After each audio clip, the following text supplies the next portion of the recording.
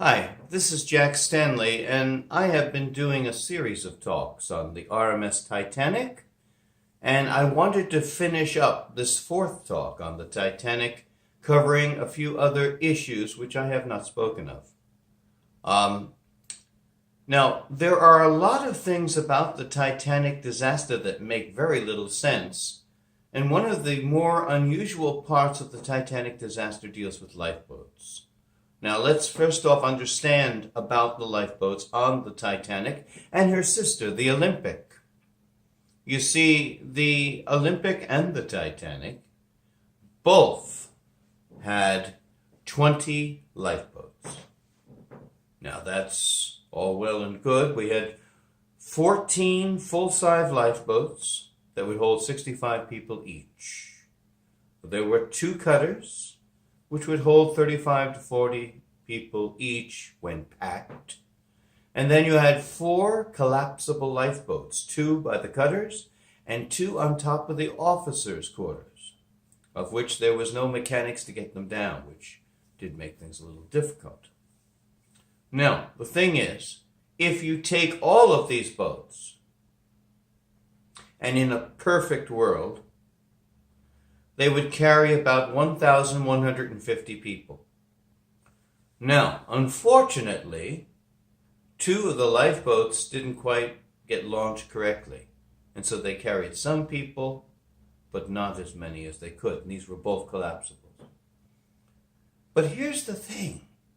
At the Carpathia, when they were picking up the lifeboats, there were 705 survivors. Sure, a few people died in the boats. But if you think about the number of seats that were available, 1,150, give or take. And you know something, if you cram people into some of the boats, since it was pretty smooth, the water, you probably might have even got 1,200 in a perfect situation. But this wasn't a perfect situation. But still, why were there over 400 seats unused? And I will give you 100 of them, okay? I'll give you 100 of them. Saying, okay, 100 seats weren't used because there were issues. Let's take the 2 collapsibles, which did have people in them, by the way, okay? But still, I'll give you 2. Let's just take 80 off. That makes it 1,050. That still accounts for over 300 empty seats. Now, what was the problem? When the accident occurred, Captain Smith gathered his group together, his officers, and they talked about evacuating the ship. This was not an easy thing because the captain seemed to have lost it. He became somewhat of a non-entity after the accident. And Lightoller was on one side of the ship. He was the second officer. And Murdoch, who was the first officer, was on the other side of the ship, taking care of monitoring and lowering the lifeboats. Now, they were both told women and children first. Now, here's the thing that's so bizarre and so strange. Is Second Officer Lightoller would lower the lifeboats filled with women and children. Now, he would say women and children first. When they ran out of women and children by the lifeboat, there was a number of empty seats. Now, he could have filled them. But he said later on, and you have to be careful with Lightoller because I hate to say it, Lightoller lies an awful lot through this whole thing. But he said he wasn't sure whether the boats could handle 65 people within them. That's what they were tested for. They were brand new. And he was a member of crew. And he was there when they were setting everything up with the ship. In fact, when they went for their whole cruise, when they were checked out for inspection by the Board of Trade, he was there. So there's something radically wrong with this whole thing. Another thing that's kind of interesting as well, and even if Lightoller had not been there, he had been on all of the various White Star ships for many, many years. And so he was very and readily aware of what a boat could hold. But he only put women and children on and wouldn't let men on. Therefore, he would lower the boats, in some cases, with like 30 people on a boat that was set for 65. This is criminal. On the other side, you had Murdoch, who was a hell of a lot smarter than Lightoller. And he would put women and children on. And then when there weren't any women and children in the area, he put men on. Logical. There were seats. They're human beings. And so on Murdoch's side, a lot more people got off and were able to leave the ship rather than Lightoller's side. I know John Jacob Astor was on Lightoller's side, and he brought his wife and asked if he could accompany her because she was in a delicate condition, i.e. pregnant. Lightoller said no. There's an apocryphal story. I wish it was true. I don't know if it is. But there was this 13-year-old boy who was with his mother, and Lightoller wouldn't let him in and said, "He's a man." And John Jacob Astor supposedly took a woman's hat, put it on the boy's head, and said, "He's a girl now, let him go." I hope that's true because I like that story. And most probably it isn't, but just shows the stupidity of what was going on Lightoller's side of the ship. So the end result is all of those seats were unfilled. They were talking about opening up the doors on the side of the ship and letting people out. As soon as those boats got into the water, they took off. I mean, someone should have been smart enough to figure that out.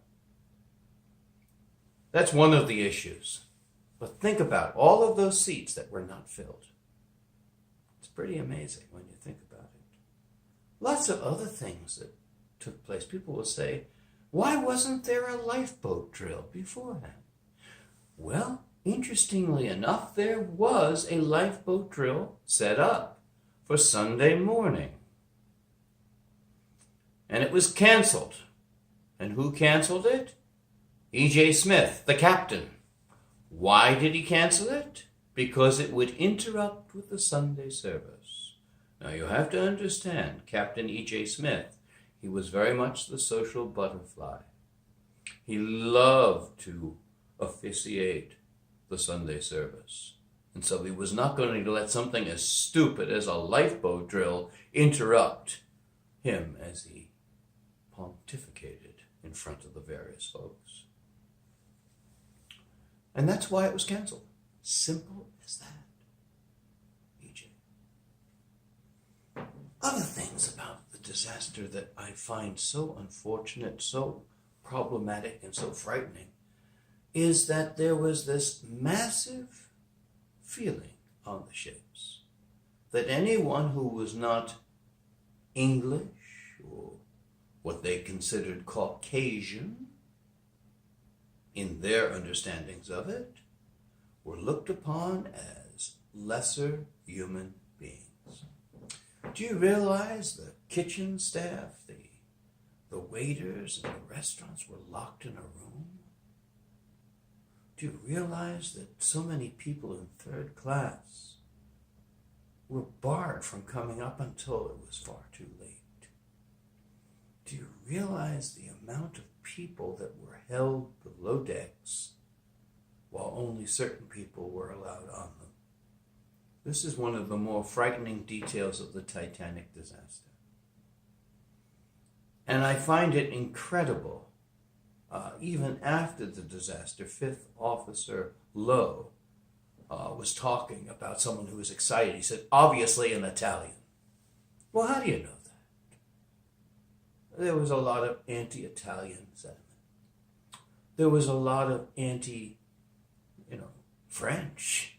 And God, a lot of anti-German sentiment. Do you realize when they sent out their distress messages, one of the ships that answered was a German vessel, and I can't remember the name. I'm going to say, for the sake of it, the Deutschland.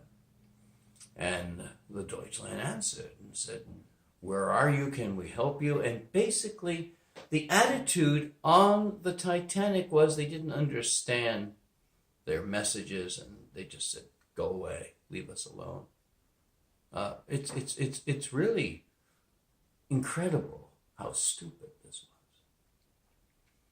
There's so many aspects to the Titanic disaster that absolutely shakes one to their core because of the abject stupidity, the abject arrogance, and the abject narrow-mindedness that seemed to permeate pretty much all who were in charge of that ship. The Titanic was an incredible ship, manned by idiots. That's my feeling, true idiots.